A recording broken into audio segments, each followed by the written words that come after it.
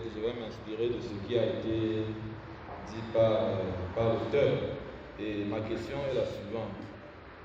Parlant de code vestimentaire, d'aucuns pensent que les femmes ne devraient pas porter des pantalons.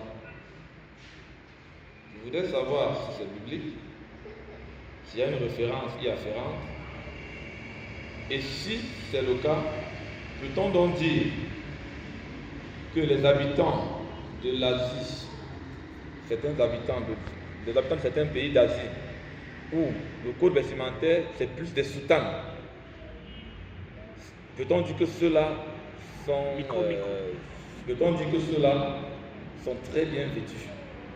Je veux dire, on ne voit pas de pantalons pour femmes, on ne voit pas de jupes, mais on voit des sortes de robes pour toutes les femmes à bord. Et il n'y a que des hommes qui mettent des pantalons. Peut-on dire que c'est ça l'exemple que l'on veut? À la page 19, le point C, les vêtements d'hommes et de femmes. Plusieurs personnes qui cherchent sincèrement Dieu finissent par se heurter à une doctrine de pantalon introduite à l'église par certains hommes de Dieu. Nous ne saurions finir ce chapitre sans donner exactement le point de vue de Dieu par rapport à cette question. Le pantalon est-il un vêtement d'homme? Le verset 4, c'est Deutéronome 22, verset 5. Une femme ne portera pas un habit d'homme et un homme ne se vêtira pas d'un vêtement de femme, car quiconque fait cela est en abomination à l'Éternel. Nous voulons dire que ce verset ne parle pas du pantalon. Quand j'ai lu, vous entendu parler du pantalon, le verset. Nous voulons dire que ce verset ne parle pas du pantalon. Encore qu'à cette époque, à l'époque où le verset est écrit, le pantalon n'existait probablement pas comme vêtement ordinaire, mais comme vêtement de travail destiné premièrement aux ouvriers. Or, à cette époque, il semble que les femmes dépendaient uniquement et entièrement de leur mari pour avoir les moyens de subsistance. Elles ne faisaient pas les travaux qui nécessitaient une protection avec le pantalon. Ici, nous parlerons plutôt de la différence qu'il y a entre les vêtements d'hommes et de femmes. En Israël, par exemple, le pasteur Marcelo nous fait remarquer cette différence. Voilà comment les vêtements de femmes sont. La robe est longue, dépassant largement les genoux en Israël. La robe est épaisse. Les vêtements d'homme, c'est toujours la robe. Une robe dépassant légèrement les genoux, mais pas comme pour les femmes.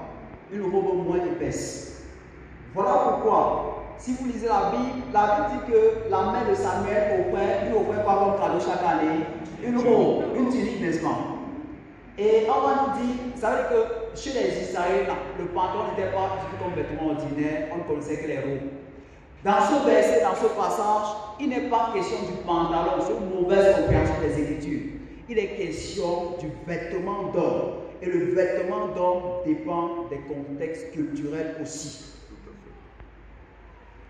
Il est question, dans ton habillement ici, on doit reconnaître si tu es un homme ou une femme, si tu te mets debout maintenant. Dans l'habillement de l'homme, on doit reconnaître, donc on doit pouvoir distinguer honnêtement. Ça, c'est pour éviter l'homosexualité. Donc ici, on s'attaque à l'homosexualité, mais aussi une précurseur. Je vais répondre à la question dans le manuel. C'est bon, tonton? Le cœur de Dieu a dit, je voudrais dire que derrière justement la question du vêtement, il y a la question de l'identité. Et vous allez vous rendre compte que de plus en plus aujourd'hui, la manière de fabriquer les vêtements tend à dissocier, ou alors, oui, à dissocier la dichotomie, c'est-à-dire la différence entre les sexes. Ça commence au niveau des enfants. Vous allez vous rendre compte que de plus en plus, on produit ce qu'on appelle les couches unisexes.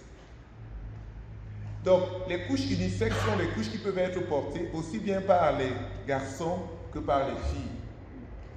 Donc, ici, derrière cette tendance, on voudrait effectivement rompre la dichotomie entre l'homme et la femme. Or, la Bible dit que Dieu a créé l'homme, homme et femme.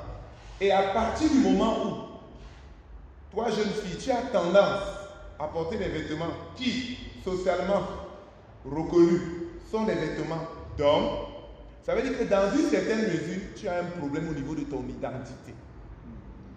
C'est pour ça qu'il a dit tout à l'heure qu'effectivement, on peut facilement glisser vers l'homosexualité. vous allez voir ce qu'on appelle les garçons ratés. Quand on fouille, on se rend compte que ces personnes auront, au niveau de leur identité sexuelle, un problème véritable d'orientation. Donc même si vous avez des enfants à la maison, je crois que très tôt, commencez à leur inculquer la différence de sexe, aussi petit qu'il soit. N'acceptez pas qu'un enfant, un garçon, commence à porter les robes de sa sœur ou vice-versa. Il est très important d'inculquer à l'enfant très tôt la différence fondamentale qu'il y a au niveau des sexes. Qu'il sache qu'il est un garçon et que la fille sache qu'elle est une fille. Voilà ce que je voulais ajouter à ce que le serviteur de Dieu a dit.